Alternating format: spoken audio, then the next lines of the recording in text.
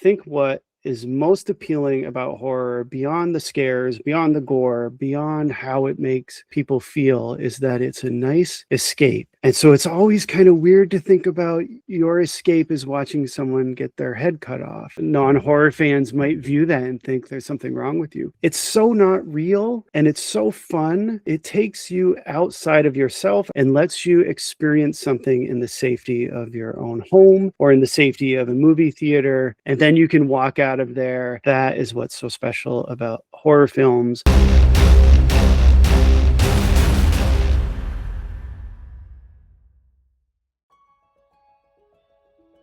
Hi everyone, my name is Aaron. I run a YouTube channel which is called A&B Horror Movies, and you can also find me on Instagram at Aaron's Movies 8587, where I share my love for physical media, horror collectibles, and anything associated with horror films. This isn't horror. The Tommy's Who was absolutely terrifying to me, especially the Acid Queen with Tina Turner and the spikes inside that kind of sarcophagus coffin. That was horrifying to me, but I loved it. Going way back, the Friday the 13th films hold a special place in my heart. My friends and I would argue about the sequels on the playground, going back to, elementary school days, which of course we probably shouldn't have been watching them at that age, but it was the 80s and we were all watching whatever. Don't Be Afraid of the Dark, the 1973 made-for-TV horror movie. That movie is fantastic. It's one of the best made-for-TV movies, I think. And whenever I meet someone named Sally, I think of that movie because those little demons say her name. Sally, they whisper it over and over again, and it's just haunting. It's probably rated PG, but I thought it was scary. The nostalgic factor, watching all those movies at sleepovers, then the whole VHS craze, of course, and being able to rent these horror movies and watch them anytime you wanted. It was such a novel idea at the time, no commercials. Then Nightmare on Elm Street, all the 80s classics. The 80s was just such a fantastic time for horror movies, and I'm very thankful to have experienced all of that. I would wait for the Michael Jackson Thriller video to come on. The way my house was set up growing up, there was like a long upstairs, like a long room, and the TV was all the way at the other end of the room, and the room itself was scary as a little kid. So I would creep up to the top of the stairs, run down, turn the TV on, run back to the top of the stairs, and wait for the Michael Jackson video to come on. And if it would come on, then I would run downstairs, get my grandmother, and make her come upstairs and sit with me to watch it, because I was afraid to watch it alone, but I couldn't not watch the video. And even now, listening to that song takes me back every time. My hometown had one small movie theater. I do remember wanting to go see Nightmare on Elm Street Part 3, Dream Warriors. And my parents took my buddy and I down to the theater and said, they can go in and see this movie, but we don't want to go in with them. And they said, no, you have to go in and watch it with them. So I didn't get to see it on the big screen. Imagine, I almost saw Dream Warriors on the big screen. The compromise, since we couldn't get in, is that they let us go to the video store and rent anything we wanted. And I remember picking out Children of the Corn because it was one movie that my parents did not want me to see for whatever reason. They acquiesced that night, and I got to watch my friends and I got to watch Children of the Corn. That was when I was really little. This is about horror movies I wanted to see in the theater, but didn't get to see. I really wanted to see Shocker in the theater, Wes Craven's Shocker. So what my cousin and I would do, which isn't really brilliant in any way, is we would buy a ticket to something else. So I think we bought a ticket to see Look Who's Talking, that movie where the baby talks with John Travolta. And so we're like, okay, now let's go in to see Shocker. We started to go in, and the ticket woman followed us in there and made us come out. She's like, oh no, your movie is over here. And so we had to go and watch Look Who's Talking. So I didn't get to see Shocker on the screen, but I guess I did see Look Who's Talking. I don't know if that's a win or a lose. Even now, I go to the movie theaters all the time still. I have a group of friends. Now we go out for wings and beers and we go see horror movies. I hope movie theaters do not go away, because it's a fantastic pastime, especially if you are a fan of horror movies. And I love that they're starting to pull indie horror films into the theaters, even for a very short run, so you can get a chance to see these independent films on the big screen that you may not have been able to otherwise. And I think that's just awesome. Halloween is my favorite film. And so when I first saw Rob Zombie's take on it, I was a little bit on the fence. But since then, I have grown to love it and really appreciate it. And I really like part two. I think he did a really interesting job with part two. He took risks, and I think we need directors taking risks in horror movies, because then we get films that we haven't seen before. I love the Firefly trilogy. House of a Thousand Corpses is just fantastic. Can you imagine Rob Zombie doing a take on the Texas Chainsaw Massacre, even any of those films? That would be insane. He has such a unique style. I think it would be very different from the original. Let's say he took the original Texas Chainsaw Massacre and did a version of that. I think we would probably get something along the lines of the 2000 remake, but let's say even more amped up. What would Rob Zombie do with the Texas Chainsaw Massacre? I can't even begin to imagine. It would be so over the top and absolutely insane. And if it ever happens, the only thing I will say is count me in. And I think he's a brilliant director, and I hope we get even more horror films from him. Actually got to see that at Cinema Salem, and I was the only one in the theater. It happened to be the last showing. It was a Sunday afternoon. It was the only time I could get to see it. I went. I was the only one in the theater, which I thought was really cool at first, but then as the movie was playing, I started to get a little creeped out and kept, looking over my shoulder and thinking, did someone creep in? Is someone sitting right behind me? So it made for kind of a cool experience the first time watching the film. So I've always been a fan of horror movies. I've always been a collector of physical media. Then when COVID started and we were all stuck at home and using social media more, I accidentally and inadvertently discovered that there's a huge horror community on Instagram. And that was sort of what opened the door for me. And I think the most fantastic part about it has been that I've met other horror fans, other horror collectors. It's just opened up so many doors to a community that I didn't realize was as huge and has gotten so huge over the years. I started A&B horror movies with a good friend of mine named Ben. I'm Aaron, he's Ben, that's A and B. Although you could also interpret it as A and B level horror movies, which I heard someone say recently, and I like that too. He and I started it by just talking about movies, what we love about horror movies, and then we just started interviewing folks in the industry, and it's just sort of taken off from there. We still talk on a weekly basis. He hasn't really been involved with the channel for about a year or so. However, Ben, if you're watching, he says he's coming back, so I'm going to hold him to that. So 2026 will be the year that Ben returns, at least I hope so. It's been an absolute blast, a very humbling experience. It's given me the opportunity to talk with people that I never imagined I would get to talk with. So yeah, there you have it. So my channel, A&B Horror Movies, has evolved from my friend in the UK, just talking about our love of horror, our love of physical media, into doing interviews, connecting with folks in the horror community, and doing live streams. And all I can say is it's been an absolute blast, and I can't wait to see where it goes, who else I get the opportunity to meet and talk to in the future. Lauren Marie Taylor, for example, from Friday the 13th Part 2. I think we've become friends over the years. She's been on the channel a few times now, and she is just amazing. But if you could have asked the younger version of me back in the day when I was watching Friday the 13th Part 2 if I would ever get to talk to Vicky in real life, I would have said, you're out of your mind, right? That'll never happen. And so that's just one example of getting to talk with people that were part of the films that were part of my childhood, part of my youth, and are still part of my life in some way, because I still go back to these movies. I still rewatch these films today, and to now be able to connect with individuals who are part of these films outside of the movies is just amazing.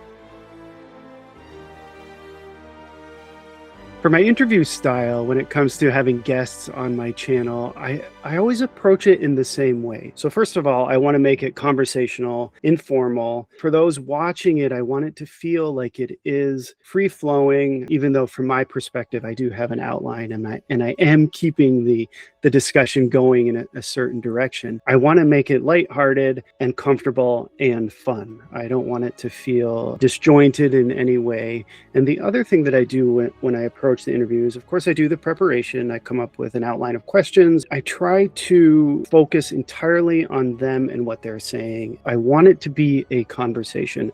I want to make a connection with the person I'm talking with, not just sort of going through the motions. I want them to go away feeling like they've had a good time. Recently, I had the opportunity to chat with Lynn Shay.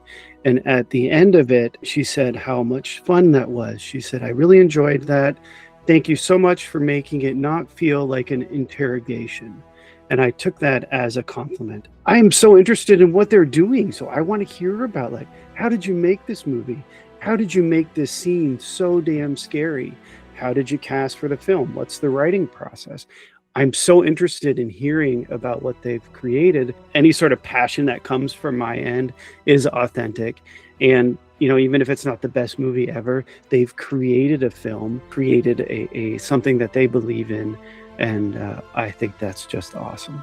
I want it to be enjoyable. I want them to enjoy the conversation. I want to make that connection, and I will give them 120% of myself in that 30 or 45 minutes that we have together. I did see Primate, the Killer Monkey movie, and that was a blast. There were a few moments in there when I was looking away, and I never look away in horror movies. There's a Dutch film that I saw recently called Meat Kills by Martijn Smits. It's about a group of activists who break into a pig farm, and let's just say things end very badly. I always want to give a shout out to Good Boy. It's so good because it's from the perspective of a dog, and I think it's just brilliant the way they executed that movie. Body Cam, that was written and directed by Brandon Christensen. It's so good. It's basically about two police officers who go into a house and everything is recorded with their body cams. They witness something, things go very badly, and I'm going to leave it at that. Faye by Madeline Doherty, if you're looking for a lesser known found footage film. Brand new director, brand new writer, and she stars in it as well. I can't wait to see what she does next. One more that I watched recently is called Man Finds Tape, and it's a found footage film, kind of a mockumentary style. I believe it's streaming right now, and that is by Paul Gandersman and Peter Hall. Frankie Maniac Woman, directed by Pierre Sigaridis, who did Traumatica last year. It's so good. Think Maniac 1980, but in present day and told from a woman's perspective who is tired of getting fat shamed in LA, and she loses it and goes off the rails. There's another film out of Australia coming out this year called Nightfall, a Paranormal Investigation, directed by Miles McEwen and Ripley Stevens. So good. These guys, I think, are onto something with this. It could be a franchise. Death Cycle by Gabe Carrere. If you're looking for horror and motorcycle serial killer films, which we need more of, check out Death Cycle. He also did For the Sake of Vicious, which is another fantastic movie. I got one more. If you're a fan of Brute 1976 by Marcel Waltz, Brute 1986 is coming out very soon, and some of the cast is coming back. If they survived Brute 1976, they may be back in Brute 1986, so I'm excited for that one too. As you can see, I'm all about physical media. I have a wall of movies behind me, and this wall represents the numbered films. I alphabetize my movies, kind of a dork that way, but starting with A and then I think down to E over here on the bottom. I need more shelves. I've got stacks. I've always collected physical movies. I did collect VHS tapes back in the day. I don't have as many VHS tapes, mainly because when DVD came out, it was like, wow, it's on a disc. And at the time, we're like, it looks so good. And once I got involved with the horror community and connected with other collectors out there, I sort of got the fever again to start buying physical media. I love the boutique labels that are out there putting out unbelievable editions like Second Sight Films, Vinegar Syndrome, Terror Vision. I think it's just fantastic what they're doing. Screen Factory, Synapse Films, I'm sure I'm forgetting some. Whenever there's a new edition coming out of a certain film, I'll buy it, even if I have 5 other editions of it. Any of the classics, if there's a new edition coming out, I have to get it. And I don't know, is that a good or bad thing? I just love having them in my collection. I think the other advantage of physical media, and I know I'm not the only one to say this, is that when you own it, no one can edit it, no one can take it away from you. Streaming services can remove any titles they want. Even if you purchase the title, there's no guarantee that you will own that forever. So yeah, what can I say about physical media? I'm all about it. I'm a huge physical media guy. I hope it doesn't go away. And I guess lastly, fittingly, long live physical media. I hope it stays with us. I hope we keep getting more releases, more editions, and I hope it lives on. The horror community means the world to me. I've made so many amazing connections. I made so many great friends along the way. And what I love for the most part is that everyone is passionate about horror films. Everyone is involved with the success and experiencing and consuming horror in their own way. What means the most to me is that everyone is supportive of each other. For the most part, there are some bad apples in the mix. Everyone is supportive of each other. Even if you have differing opinions about a certain movie, it doesn't get personal. It's usually a dialogue. I think it's awesome to say, to interact with someone who hated a movie that I loved, or vice versa. That engagement, support, and constant willing to learn and experience new horror as a group, as a collective whole, is what I really like about it. I go to the local horror conventions, and it's just such a cool vibe. And you walk into the hall, there are individuals in cosplay, there are people with horror t-shirts, there's all different kinds of folks there. There's no pressure, there's no intensity. It's just, we were all here to have a good time. We're all here for the same reason for the most part. And it's just a cool space to be in. I think what is most appealing about horror, beyond the scares, beyond the gore, beyond how it makes people feel, is that it's a nice escape. And so it's always kind of weird to think about your escape as watching someone get their head cut off. Non-horror fans might view that and think there's something wrong with you. It's so not real, and it's so fun. It takes you outside of yourself, outside of your real world problems, and lets you experience something in the safety of your own home or in the safety of a movie theater. And then you can walk out of there, you have that adrenaline rush, and then you can go back to your daily life. That is what's so special about horror films, and why the horror community loves it so much, because it's an escape. And there's also the artistry aspect of horror movies, like the special effects, the artistry of the gore, the kills. And I'm talking about, specific horror subgenres here. But then on the other hand, if you think about like true crime, I find true crime to be very disturbing, and that's hard to walk away from, because that really happened. And that could happen to you. With the horror, you don't have that. Like Michael Myers isn't going to come and stalk us on Halloween night. I was a sleepaway camp counselor. I never met Angela or obviously Jason, and I survived. Maybe it's because I've seen all the horror movies. I know how to survive a sleepaway camp, but it's not real.